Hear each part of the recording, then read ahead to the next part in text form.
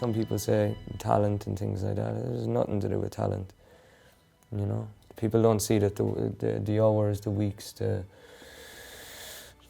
years and the years to come. I kind of tended to get into it when I was at a really young age, like maybe 5, 6 maybe. I started drawing a lot, drawing like really random, really weird kind of pictures of trees and horses and anything really. That, like, I was a kid, so anything was kind of entertaining to draw at that time. Beetlejuice and Mickey Mouse. When I was about 15, we went to the National Gallery in Dublin on a school tour, and I seen a Caravaggio painting up there called "To Taking a Christ," and it just I sat there in amazement for like forever. Felt like just looking at the fingernails, the detail, everything. I just couldn't understand how somebody was able to do it with a brush. So from there, then I started kind of drawing a lot more, painting in school a lot more, not with oils or anything, but trying my hand with everything I could, even in school. They were really good to me in school as well. Only over the last 5 years, pretty much, I started to look at it in a really, really, really deeper way. More in a kind of a philosophy way, as in why I'm actually doing this. Is it a good thing or is it a curse?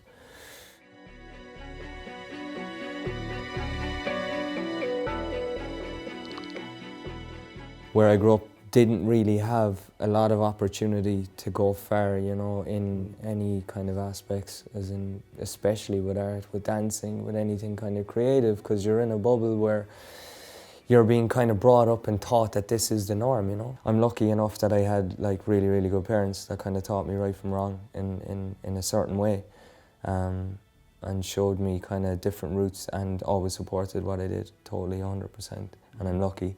A lot of people don't have that, you know.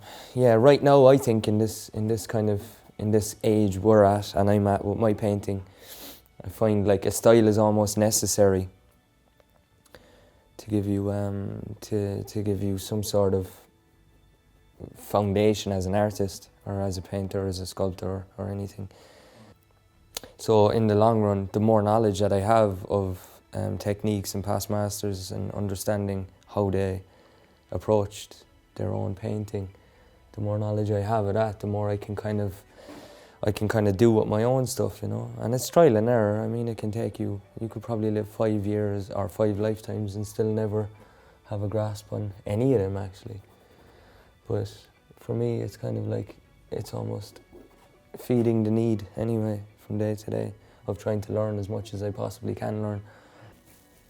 Like, painting an eye, developing a skill to be able to paint something so simple and realistic, and trying to break it back into its most abstract form, from the inner, getting it really delicate to the point where I'm continue to learn and study, and it's a learning process. It's never to do a series of paintings, it's never to do them to sell them, it's to do them to feel like I'm constantly learning. So when I look at things in general, and most people would, without even knowing it, you're looking at an object or a specific person or situation, and you're focused in on something, and then it becomes real. Everything around that is abstract. Everything is broken down. You can't focus on two things at one point.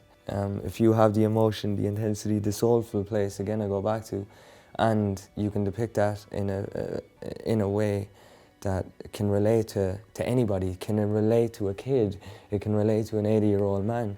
That's something that there's no word for. It's not the painting, it's not the viewer, it's what's in between that matters. You know what I mean? If that painting can give you a feeling of emotion, or give you the feeling of the person that did it, their emotion, that's amazing.